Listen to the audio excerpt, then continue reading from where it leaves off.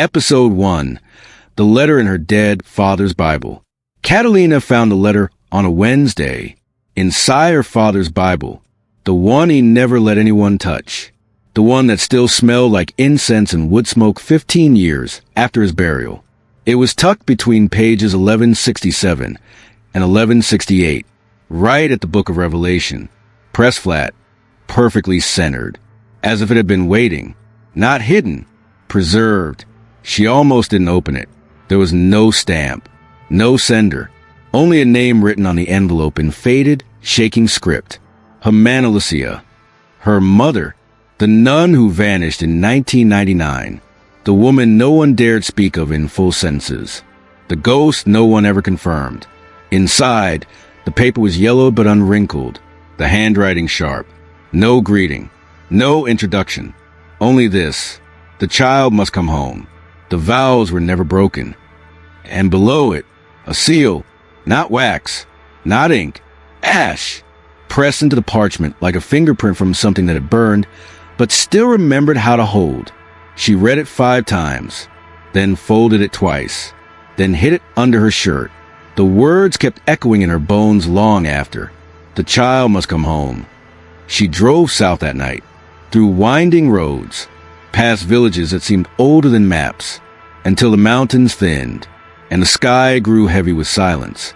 By sunrise, she was standing before the gates of the Santa Reina Monastery, iron, tall, unmoving.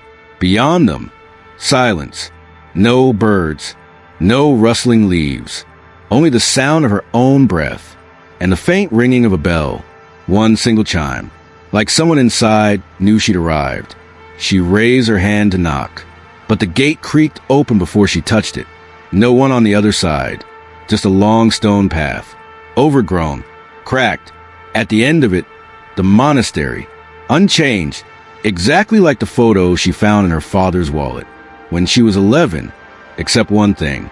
In the window above the main chapel, a face, watching, old, unblinking, and wearing a veil. She stepped through the gate, and the air shifted, like she crossed into something preserved. Not alive, like she wasn't arriving. She was returning. A bell rang again, louder this time, closer, and from the monastery's front door, a figure stepped forward. A nun, her face young, her eyes ancient. "Welcome back, Prometida," she said. "Your room is just as you left it." Episode 2. The Gate That Opened for Blood. Catalina couldn't sleep. The bed was too stiff, the room too quiet, and the walls whispered in a tongue she didn't speak. But her body understood. She kept hearing the word. Prometida, the promised, the offered. But to who? At sunrise, she stepped back outside, retraced her steps to the front gate. She needed to be sure that what had happened last night wasn't imagined. The gate was closed again, just as tall, just as heavy. She reached out, this time with no invitation. It didn't move. She pushed. Nothing, not even a creak. And then she remembered something. A flash from last night, right before the gate had opened. She'd scraped her palm on the rusted fence post. She looked at her hand. A tiny line, still red, not deep, but fresh. She pressed the cut against the iron gate, just to see, and the metal warmed. Not hot, not burning, alive. And then the gate opened, slow, wide, deliberate. She stumbled back. The air thickened, and from behind her, a voice. Only blood can call what was bound by blood. She turned. Another nun, older, barefoot, eyes pale like milk left too long in the sun. "You were marked before birth," the nun whispered. "The gate remembers, even if you don't. Your mother made a promise, one that bleeds forward." Catalina's pulse quickened. What promise? The nun tilted her head, smiled. The kind that opens gates. The kind that locks wounds. She tried to ask more, but the nun was already walking away, back into shadow, back into the monastery that shouldn't have remembered her, but did. Later that night, Catalina found the fence again. She pressed her hand, this time uncut. Nothing. Then she pricked her fingertip with a sewing pin, touched the iron. It opened. Again. No fail. No delay. She laughed, nervous, like a child unlocking a door they weren't supposed to know existed. But inside the gatepost, carved where no one should have looked, was a line of names. All women, all dated, and at the very bottom, Lucia M., 1999, Catalina M., 2024. She ran, not from fear, from memory, because part of her knew the gate didn't open for her. It opened because she was returning, and something inside was still waiting to be claimed. Episode 3, The Sisters Who Don't Age. Catalina kept the photo in her pocket, black and white, dated in 1999.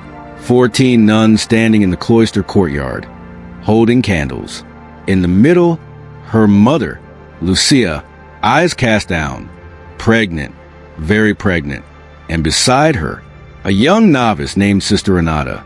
Catalina met Renata that morning, pouring water from a silver urn into a basin shaped like a shell. Her hair tucked perfectly beneath her veil. Her face, exactly the same. "Excuse me," Catalina said. "Were you here when my mother was?" Renata looked up, smiled, soft, almost apologetic. "Lucia was light," she said. "Heavy light, the kind that breaks the spine if you carry it wrong." She returned to her pouring. No answer, just poetry, just a void and shaped like devotion. Catalina pressed. "This picture," she said, "it was taken 25 years ago. You haven't aged." Renata blinked, once, then again, slower, and finally said, "We fast from time, and it obeys." Later, Catalina watched them, the sisters, one by one, moving like memory, praying like clocks, faces tight with stillness, not youth, preservation. She snuck into the archives that night, past the statue of St. Jude with the missing eyes, past the locked cabinet with its key hanging from a rosary. She opened the box labeled Mania's Registradas. Inside, files, photos, letters, and dates. So many dates, but none beyond 1999. None. No deaths, no ordinations, no visitors. As if the monastery froze after Lucia's disappearance. She found a journal, a red one, tied with a white ribbon. The last entry, "They say we serve the eternal." But eternity didn't ask to be served. It asked to be obeyed. And now it drinks our age one breath at a time. Catalina closed the journal. Her hands shook. Behind her, someone whispered, "The skin forgets before the soul does." She turned. Sister Renata again, standing too close, holding a bowl of red water. Not wine, not water, something older. "Your mother was the last one who bled," Renata said. "Now, the blood has returned, and we are ready to age again." Episode 4, The Prayer That Summons Her Dreams. It always began at 3:33 a.m. The bells never rang, but Catalina woke anyway. Every night since she arrived, at that exact time. Awake, but not alert. Eyes open, but not seeing. And always, the chant, low, circular, untranslatable, not Latin, not human, something older than scripture, but woven with its bones. She followed it one night, feet bare, skin cold, mind floating just above the body that carried it, down the hallway, through the chapel doors. They were open, always open, the candles inside, dripping but never dim. The sisters, kneeling, swaying, chanting in rhythm with something Catalina couldn't hear, but could feel inside her teeth. No one looked at her. No one stopped her. She stood in the doorway and listened, and as the prayer continued, her eyelids grew heavy, not with sleep, but memory. The next morning, she woke in her bed, shoes muddy, hands scratched, and the bed sheets stained with red wax. She tried to confront them, tried to ask Sister Renata what the prayer meant. Renata only replied, "It's not meant to be understood. It's meant to be remembered." Catalina started writing the sounds down, each syllable like a puzzle piece with no border. Mariet el Sinum, Tal Vas, Tal Vitum, Tal Madre, Prometida. She didn't know what they meant, but when she read them aloud, the temperature in the room dropped. Every candle flickered, and her reflection in the window blinked before she did. That night, she dreamed, she was in the chapel, but not as herself, as someone about to give birth. The altar was a bed, the sisters surrounding her, whispering the same prayer, but faster, urgent, and in her hand, a crucifix made of bone, not wood, bone. She woke up gasping, hand clutching the bedsheet, but beneath her fingers, a strand of white cloth, stiff, lace, a nun's veil, still warm. From outside her door, Sister Renata's voice drifted in. The prayer calls back what was promised. You're beginning to dream her path. Soon, you'll remember the walk. Episode 5. Room 8 never existed.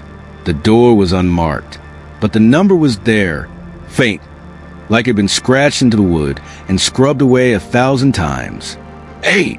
No brass plate, no paint, just a curve and a loop, burned into the surface by time. Or intention. Catalina woke up inside. Not her assigned room. Not the one with the crucifix above the bed. And the faint smell of lavender.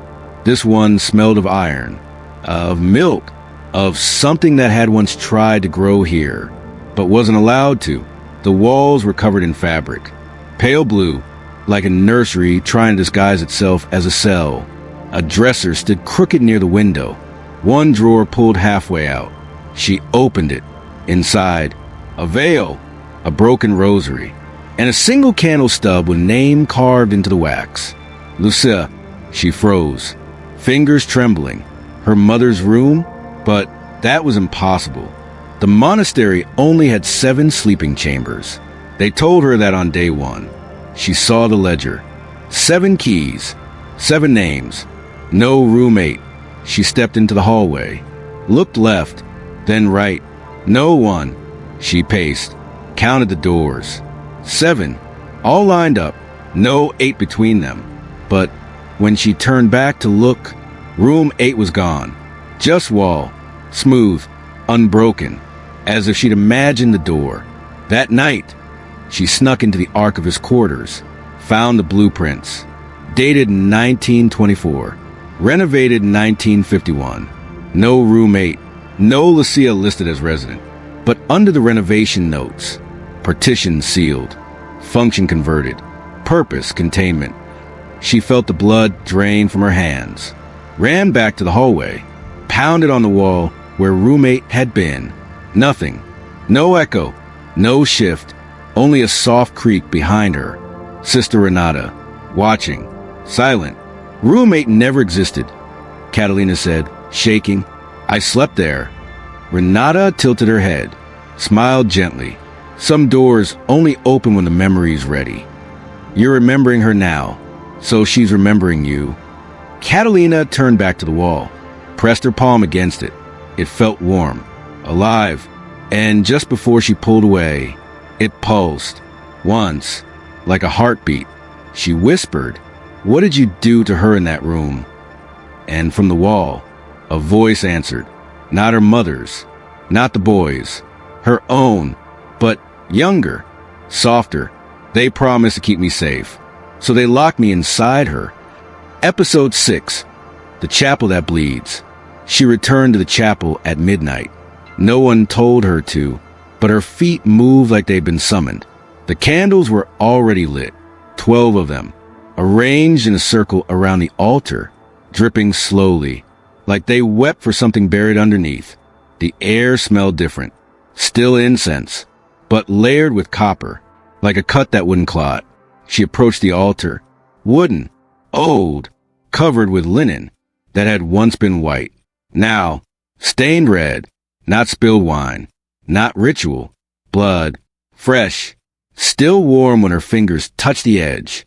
She pulled back the cloth, and there it was, a slow, steady drip, falling through a hairline crack.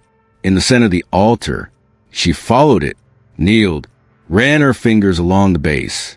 The seam wasn't part of the original structure. It was added. To hide something, she grabbed the nearest candle, used the melted wax to mark the corners, counted 3 knocks on each side, then silence, then a sound beneath, soft, like whispering, but from a place without air. She returned the next day, demanded answers. Sister Renata only said, "That part of the chapel was sealed in 1951 for our protection, and yours." Catalina slammed her hand down on the table. "It's bleeding." "I saw it, and I heard something under it." Renata looked tired, but not surprised. "Every vow must be made over blood," she said, "even the false ones." That night, Catalina broke into the sacristy, found a rusted key. No label, no chain, just a note wrapped around it. "If it bleeds, it remembers." She returned to the chapel, waited until the bells struck midnight, removed the cloth again. This time, there was more blood, pooling now, thicker, almost pulsing. She pressed the key into the crack and heard it click. The altar shifted, stone grinding against stone. The slab split open. With the weight of a held-in breath finally exhaled, a staircase revealed itself, narrow, descending into blackness that smelled like wet stone and birth. She stepped inside, each stair colder than the last. The blood now ran along the walls. Carved symbols glowed faintly. Not crosses, not stars, circles within circles. The same symbol burned into the bottom of the letter that summoned her here. And at the bottom, a door, wooden, breathing, and from behind it, a voice she hadn't heard in 20 years. "Catalina, don't let them seal me again." Episode 7, The Baby in the Well. The nun's name was Sor Gertrudis. Old, quiet, eyes like polished stone. She never spoke unless spoken to, and even then, only if the question deserved a scar. Catalina found her in the garden, alone, feeding birds that never came close. "There was a child once," Gertrude said, without preface. Catalina didn't ask anything. She just stood there, holding the silence like a cracked bowl. He wasn't supposed to exist. Not outside the vow. Not outside the blood. But Lucia carried him anyway. The words cut like rusted keys. Slow. Infected. "What happened to him?" Catalina asked. Gertrudis didn't look at her. Only at the well behind the roses. Covered now. Stone lid. Chained. But Catalina hadn't noticed it before. She'd walked this path. She'd stepped right past it. And yet, today it breathed. He fell, the nun said, or was taken, or returned. We heard the splash, but never found the body. Catalina stepped toward the well, each foot heavier than the last, as if the ground wanted to keep her above. She reached the edge, pressed her ear to the lid. Nothing. Then a giggle, soft, small, wet, like bubbles breaking in deep water. She jerked back. Gertrudis had already knelt in prayer, murmuring something Catalina had heard before, but only in her dreams. The same chant. Mariet el Sinum, Tal Madre, Tal Sangre. Why is he laughing? Catalina asked. The nun crossed herself, but not in the name of the Father, not the Son, not the Holy Spirit. Something else, something older. Because he's still playing, Gertrudis whispered, and because he knows you come back. You were promised to him, before the vow, before the womb. That night, Catalina returned alone. She lit a candle, placed it beside the well, whispered her mother's name. The chain rattled, not moved by wind, by answer. She opened the letter again, the one she found in her father's Bible, the ash mark at the bottom. She now saw it clearly. It wasn't just a seal. It was a map, the well at its center, and from it, lines, radiating like veins, leading to one name, Prometida. She touched the stone lid. It was warm, alive, and from beneath it, the laughter returned. But this time, it said her name. Episode 8, Confession Without a Priest. The confessional smelled like old wood, and with held breath. Catalina had never stepped inside one before, not even as a child. Her father said absolution was for the weak. Her mother said it was too late for people like her. But tonight, the door stood open, unlit, unattended, and somehow inviting. She sat inside, closed the door behind her, waited. The screen between her and the other side was cracked. A sliver of candlelight spilled through. She could hear breathing. Shallow, unrhythmic, familiar. She whispered, uncertain, "Bless me, Father, for I have sinned." Silence. Then her own voice replied, "How long has it been since your last confession?" But not quite her voice. Younger, hollowed, wearing her tone like a borrowed dress. I've never confessed." "That's not true," the voice said. "You just haven't done it out loud." Catalina leaned closer to the screen. "Who are you?"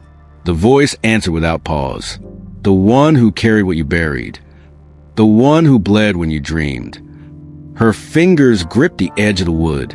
The room spun, not with fear, but with recognition. She whispered, "What do I need to confess?" The voice listed, "You abandoned your mother. You denied your blood. You broke a vow you never knew you made." Catalina's heart pounded. "I didn't break anything," she said. The voice, still calm, "You refuse a name. The name is what binds. The name is what births. You were born without one." The candle behind the screen flared, and for a moment, she saw the shape behind it, a silhouette of herself, but with no eyes, just two dark hollows where sight should have been, and a mouth, stitched shut, but still speaking. "You cannot be forgiven," the voice whispered, "but you can return." The confessional door opened by itself. The hallway outside was empty. The chapel, still. She turned back toward the screen. No one there, just the flicker of a candle. And on the wooden seat, scratched into the surface, "I forgive you for remembering me too late." That night, Catalina dreamed of baptism, but the water was black. The priest had no face. And when he lowered her into the basin, she smiled, because this time, she knew her name. Episode 9, the true vow was never celibacy. The scroll was hidden beneath the altar stone, wrapped in oilcloth, bound in twine, smelling of smoke and myrrh. Catalina found it after her dream, the one where her mother stood at the edge of a cliff, hands bleeding, mouth open, but singing, not screaming. She brought the scroll to her room, unwrapped it slowly like it might bite. Inside, parchment, handwritten, old, too old to be Lucia's, but familiar, because Catalina had seen the handwriting before, on the letter that summoned her. The vow wasn't what she thought.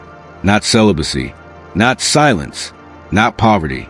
The vow was older, more transactional, more dangerous. "We offer the firstborn daughter of every 7th generation." The scroll read, "Not to marry flesh or priest, but to carry what must not pass into man.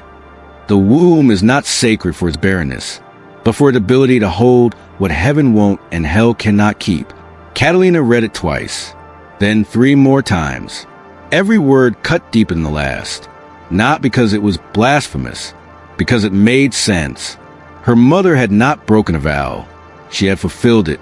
She had carried the unnameable, not as punishment, but as protection. Catalina stared at the candle beside her bed. The flame flickered sideways, a wind with no source. And then, a voice behind her. "You were not born from sin, Catalina. You were born from promise." She turned. Sister Renata stood in the doorway. No veil, hair long, white, eyes red-rimmed from sleepless decades. "You think the church fears sex?" she asked. "The church fears power carried through blood. Your mother was chosen, but she chose to love you instead of offer you. That was the break." Catalina whispered, "And now I'm the dead." Renata stepped forward, took her hand. "No, child, you're the final vow, the one that decides if the cycle ends or begins again." That night, the prayer changed. The sisters no longer chanted in unison. They chanted to her. each voice a plea, a warning, a memory. Catalina stood at the chapel door, scroll in hand, and whispered to herself, "She didn't sin by carrying me. She sinned by loving me more than the ritual." And from under the altar, the blood began to rise again. But this time, it didn't drip, it flowed, like it recognized her presence. Episode 10. Her name was written in milk. The dreams had changed. No longer just visions. Now, instructions. She stood in the chapel after midnight, alone, but not. The altar was cold beneath her fingertips, still wet, but not with blood this time. With milk, it trickled from the stone, thin and white, curling across the marble like a vein seeking something lost. And in the pooling fluid, letters formed, shaking, alive, not in English, not in Latin, but she understood them anyway. Catala, not Catalina. Catala, the name whispered in her earliest dreams. The name her mother had murmured in sleep. The name she'd once scribbled in the margin of her Bible, and immediately torn out. "What is that?" she whispered. The milk rippled, the letters faded, and behind her, Sister Renata's voice returned. "It's the name written in your first breath. Not chosen, not given, bound." Catalina turned. "Why milk?" Renata's eyes glistened. "Because it's what we feed the promise before the blood arrives. Milk names the soul. Blood seals it." That night, Catalina returned to her room. Her mirror was covered in steam. She hadn't drawn a bath, hadn't lit a single candle, but the glass pulsed, and slowly, across the foggy pane, a handprint emerged, small, feminine, hers, and below it, written in streaked milk, "I am ready." Catalina pressed her forehead to the glass.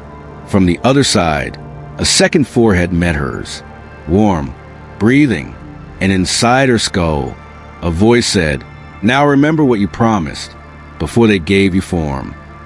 She gasped, collapsed, dreamt. In the dream, she was in the womb, but she wasn't alone. Floating beside her was a scroll, burning softly, wrapped in umbilical light.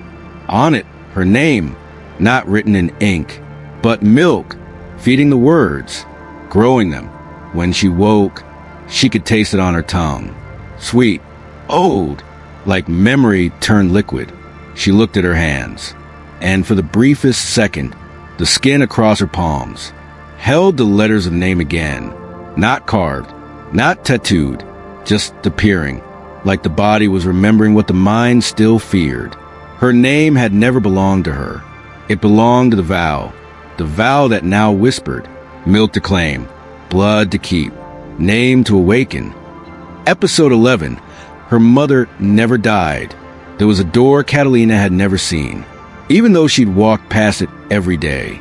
It wasn't hidden. It just never revealed itself. Until tonight. A narrow stone arch behind the main altar, lined with gold that had long since dulled. Above it, an inscription, Latin but wrong, a form of it that her eyes understood, but her mind didn't. Et mulier facta est calyx. And the woman became the chalice. The steps beneath led downward. The smell, salt and thyme. The sound, nothing, not silence, nothing, as if the space below had been separated from the world that made noise. She descended. Scroll clutched her chest. Every candle she passed lit itself. By the time she reached the final landing, she no longer felt like she was breathing her own air.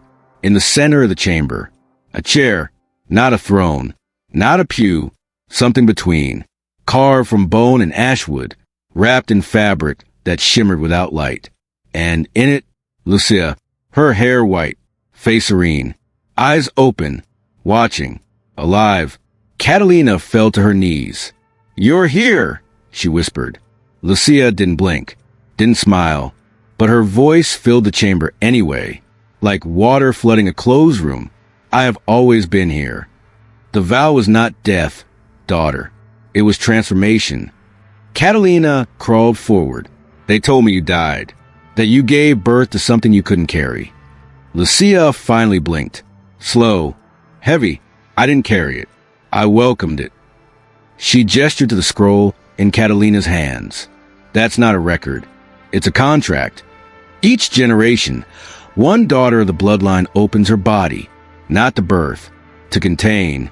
Catalina stood, and now it wants me. Lucia nodded once. It grows restless inside me. It needs flesh that hasn't been worn down by time. It wants you because you still believe in your body, because you still dream. Catalina stepped back. You let it in. You chose this. Lucia's eyes shimmered, not with tears, with something behind them, something watching. No one chooses a vow, only the timing. And then, Lucia smiled, but it wasn't hers. The lips curled wrong, too slow, too smooth, and the voice that followed wasn't hers either. Lower, older. The womb remembers, Catalina, and we have been waiting to be born again. The candles dimmed. The chamber trembled, and Catalina realized she wasn't being offered a choice. She was being summoned. Episode 12. She's carrying more than her name. It began with a whisper beneath her skin, not in her ears, not in the room. Inside, somewhere between her ribs and the base of her spine, a flutter, a hum, like breath from a mouth that hadn't yet formed. At first, she thought it was echo, the remnants of her mother's voice still rolling in her bones. But by the third night, it was speaking without prompting. You hear me now, it said, because you stopped denying the blood. Catalina stood in front of the chapel mirror. Her reflection looked pale, sweat on her collarbone, eyes darker than memory. But her belly felt full, not rounded, not visibly changed, but weighty, like it carried something sacred, or profane, or both. She lifted her shirt, skin unmarked, but when she blinked, a faint handprint appeared, small, pressed from inside, then gone. She stumbled back, heart pounding, voice caught between scream and prayer. That night, she tried to sleep, tried to ignore the pulsing beneath her navel, the heat curling up her spine, but the dreams came anyway. This time, she wasn't pregnant. She was two people, one giving birth, the other watching, and in both faces, herself. When she awoke, her sheets were soaked, not with sweat, with milk, and her fingertips stained red. She rushed to the infirmary, but Sister Renata was already waiting, holding a bowl. Inside, crushed herbs, anointed linen, and a vial labeled Succession. It's begun, Renata said softly.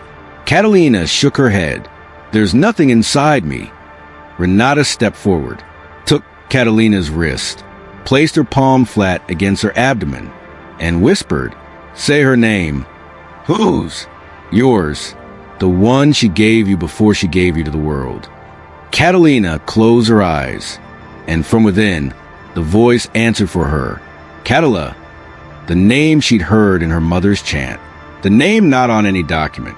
The name that wasn't legal, but ancestral.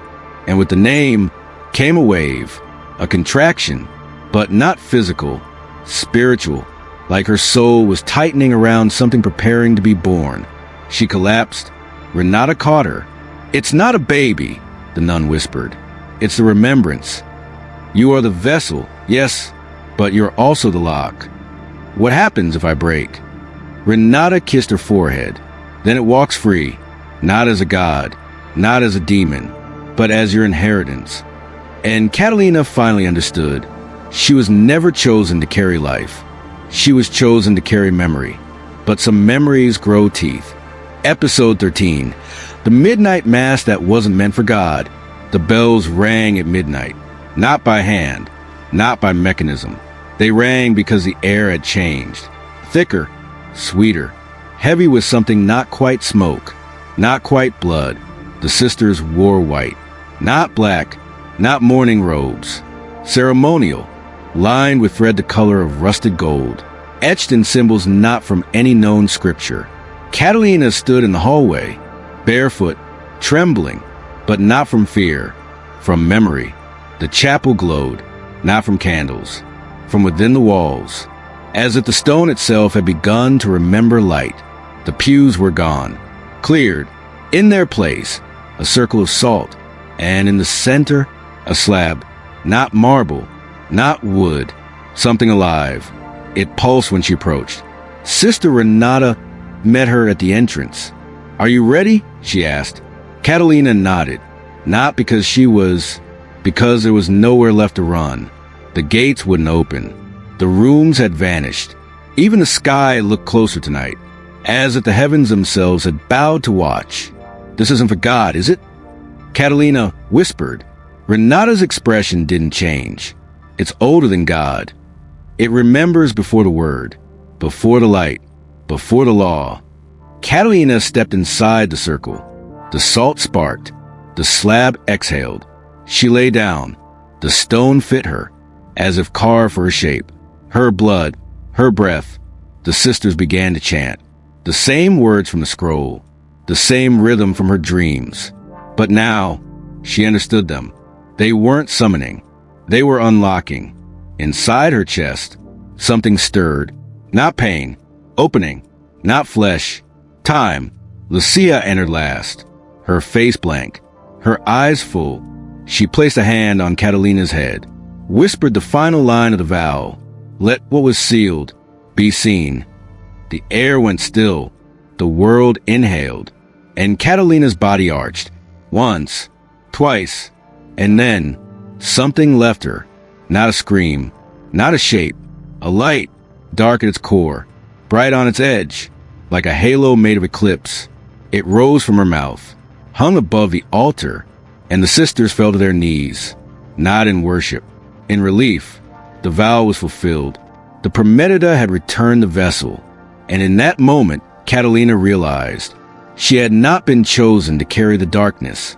She had been chosen to free it. But what she didn't know was that in freeing it, she became its name. Episode 14, The Nun's Daughter. Catalina didn't feel human anymore. Not in the way her bones moved. Not in the way her breath curled in her chest. Something had changed since the ritual. Not broken. Shifted.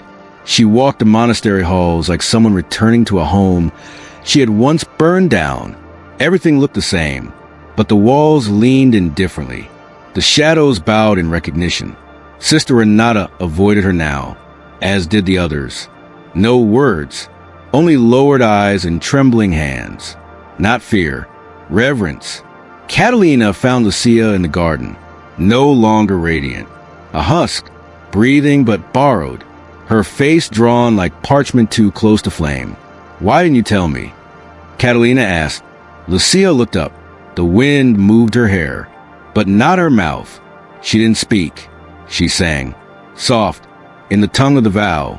Catalina understood every word. "Daughters don't come from wombs like ours." Lucia said finally, "We don't birth. We call.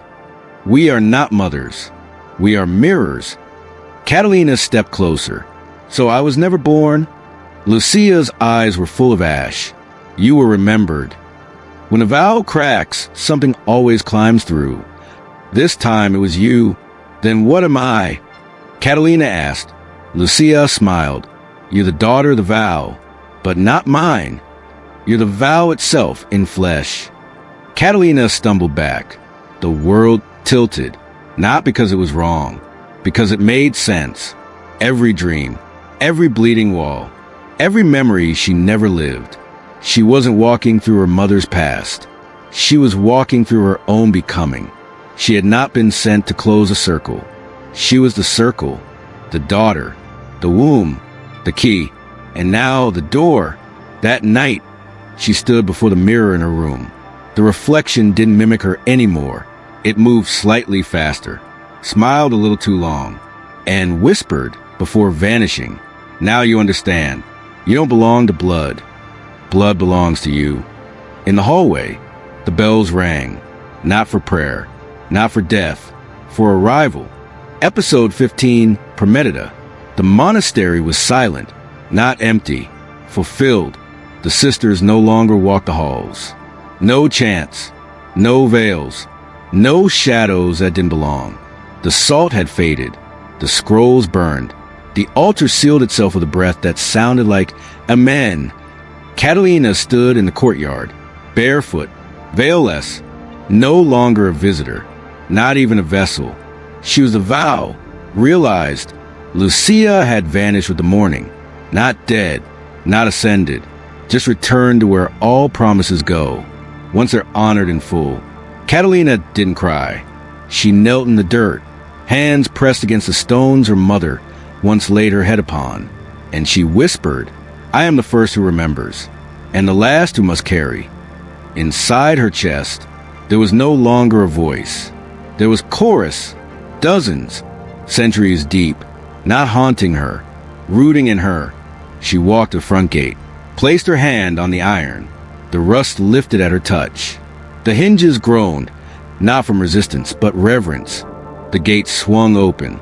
The wind shifted. The world was waiting, but she didn't step through. Not yet.